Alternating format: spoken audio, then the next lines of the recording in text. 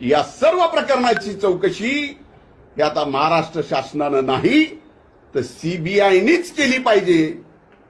आणि याच्या पलीकडे जाऊन सांगतो, तर माझ्या मनात जरी असं पाप आलं असेल, कुणाला मारायचं,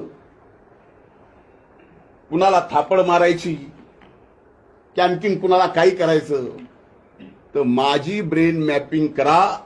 माझ्या ब्रेन मॅपिंग सोबत जरांगेची करा, जे आता आरोपी पकडलेत त्यांचीही करा, आणि ब्रेन मॅपिंग सोबत नार्को टेस्ट सुद्धा करा।